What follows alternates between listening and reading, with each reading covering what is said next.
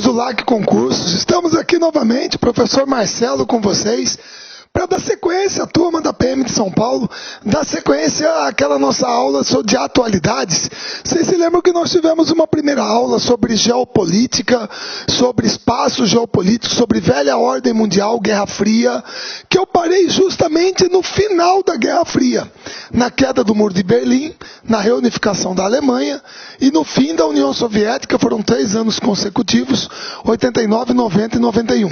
Certo? Beleza? Muito bem. Aí nós temos que dar sequência na nova ordem mundial, que também está na ementa que o professor Luiz Antônio passou para a gente.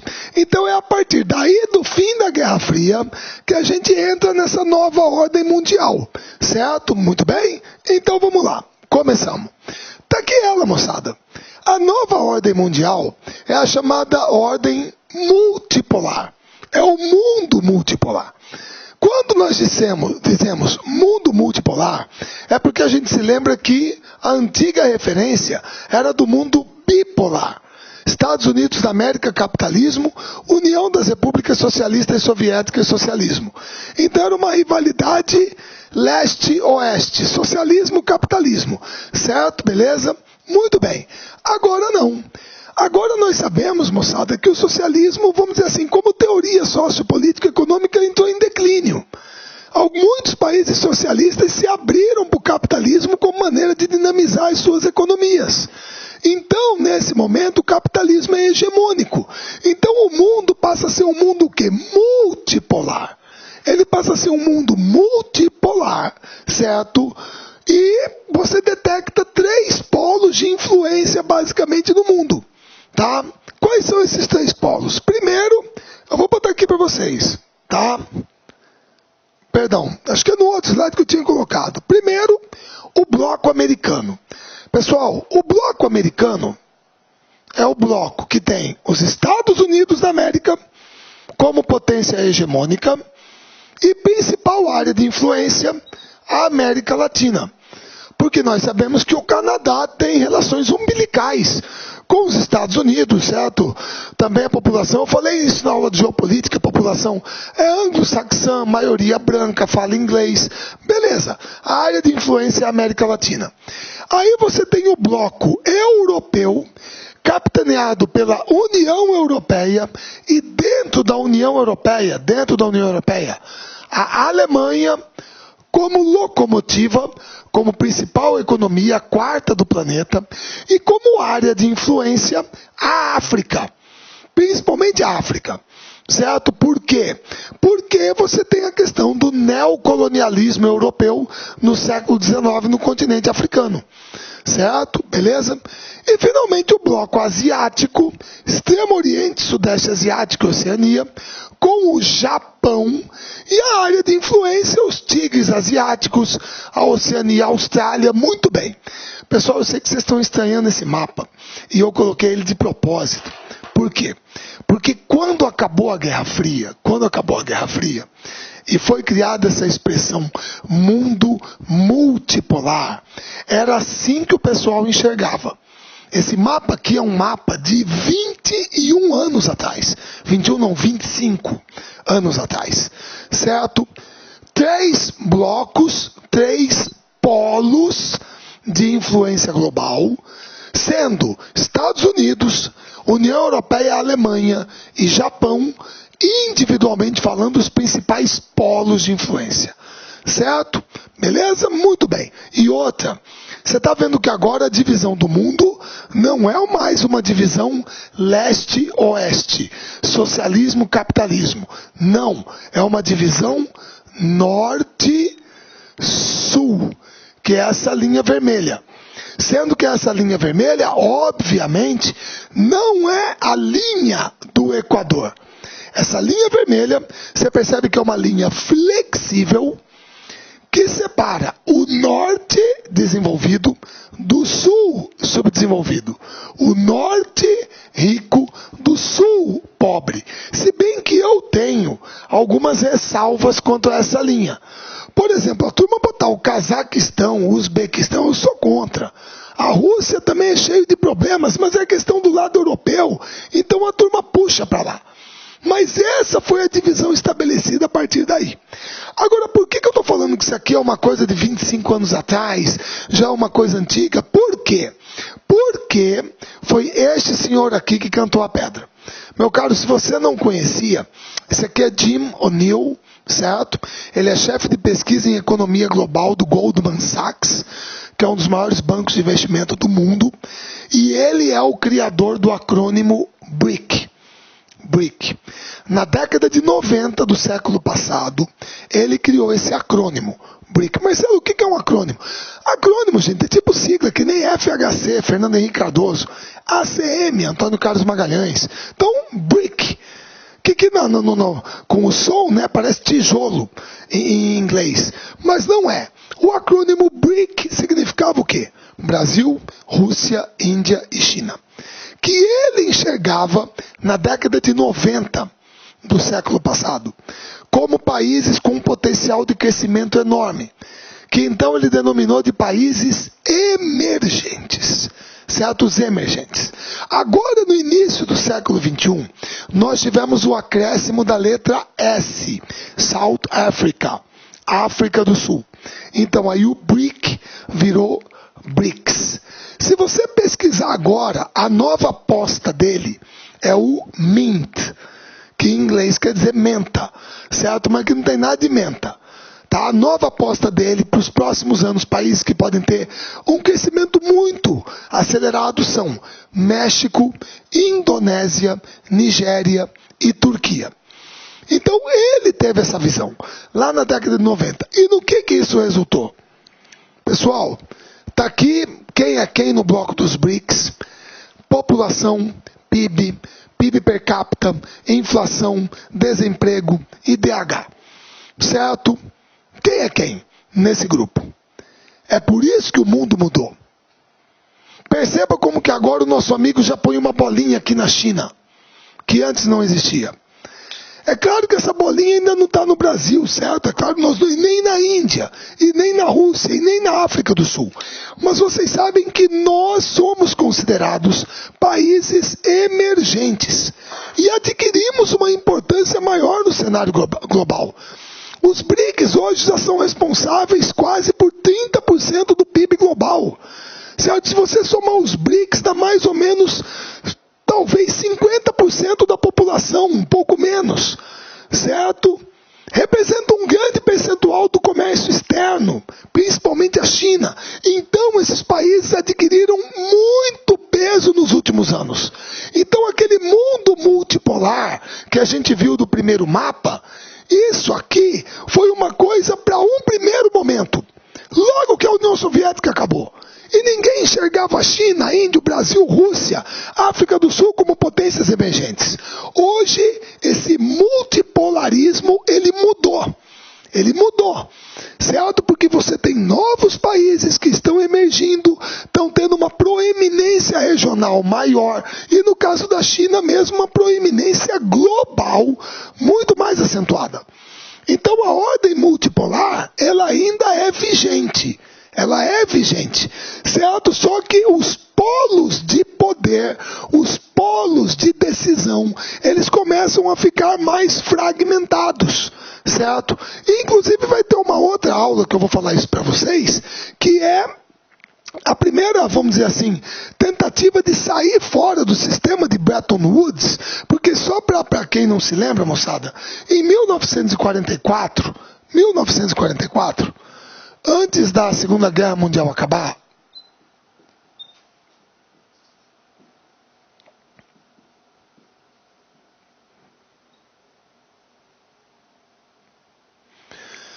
a turma sabia que ia ganhar a guerra, certo? A turma já sabia que a guerra estava praticamente ganha, tanto na Europa como no Pacífico. Então os países aliados, principalmente os países do bloco capitalista, majoritariamente, resolveram se reunir nessa localidade do estado de New Hampshire, nos Estados Unidos, no Mount Washington Hotel, certo? Bretton Woods, para discutir o futuro do sistema capitalista. Então, a partir daqui, é que foi criado o padrão ouro-dólar. Pela primeira vez na história se admitia a conversibilidade do ouro em uma moeda, que é a partir daí que o dólar passa a ser adotado como moeda referência no sistema, o que dá uma vantagem brutal para os Estados Unidos, que é o país que emite a moeda. Certo? Beleza? Tudo bem, é claro que esse sistema já foi abandonado. Hoje é livre cambismo, mas o dólar continua sendo a moeda referência do sistema. Foi criado também o Fundo Monetário Internacional, justamente para socorrer países em dificuldades com o seu balanço de pagamentos, para resolver problemas de caixa, e foi criado o Banco Internacional para Reconstrução e Desenvolvimento, que nós conhecemos hoje como Banco Mundial. É o Banco Mundial. Que aí é emprestar dinheiro para financiamentos, para projetos, para obras, você entendeu? Aí é para reconstruir quem foi destruído pela guerra e desenvolver quem é subdesenvolvido. Muito bem, esse sistema, e aí não saiu daqui, vem em 1947, o GATT, que é o General Agreement of Tariffs and Trade, Acordo Geral de Tarifas e Comércio, que em 1995 passa a ser conhecido, depois que foi fechada a rodada Uruguai de negociações do GATT, passa a ser conhecido como OMC, Organização Mundial do Comércio, que hoje é dirigida pelo embaixador brasileiro Roberto Azevedo, pelo diplomata Roberto Azevedo. Certo, embaixador? Muito bem. Pessoal, como vocês sabem muito bem, o FMI, a partir de 2010, mudou o critério. Certo? Agora aí vai adotar a questão do mérito. Mudou. Mas até ali, 2010, teve uma reunião do G20, o FMI sempre era dirigido por um europeu e o Banco Mundial por um americano. Certo? A partir de agora mudou. Mas continua sendo. É a Christine Lagarde e aqui é Jim Yong Park. Uma coisa assim. É um sul-coreano naturalizado americano que substituiu Robert Zoellick, que era o último presidente. Então, agora poderão ser eleitos pessoas de outros países, tá? Esse sistema, que é o pilar do sistema financeiro internacional, certo? Vem desde 1944. Agora,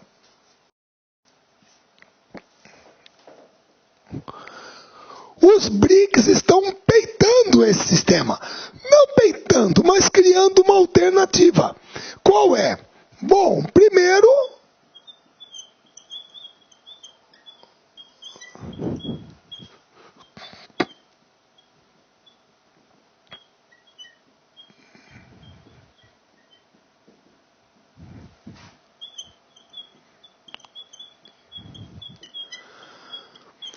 isso aí eu posso aprofundar numa outra aula, tá, moçada?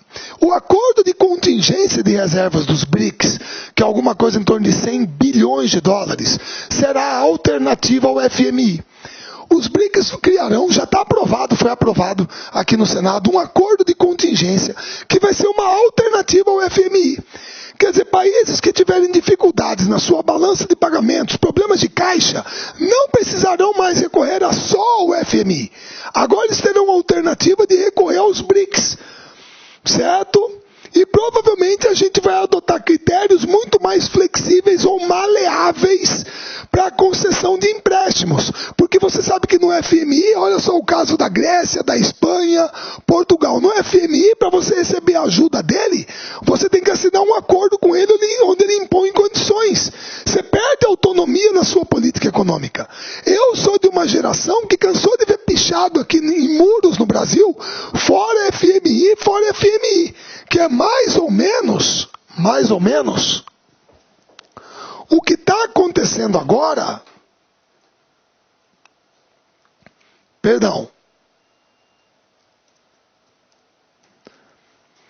parece que agora, moçada,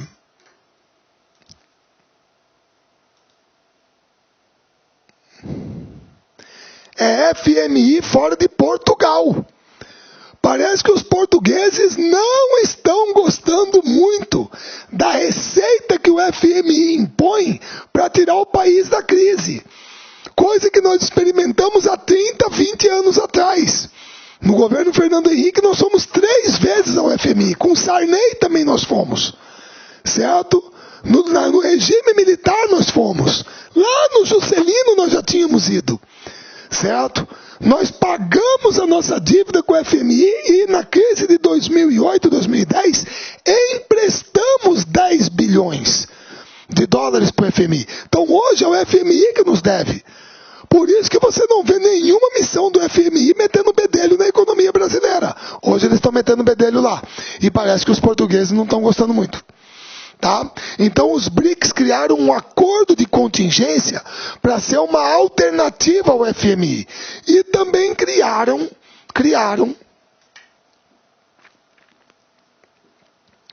o NDB, que é o New Development Bank, Novo Banco de Desenvolvimento, que é uma alternativa ao Banco Mundial.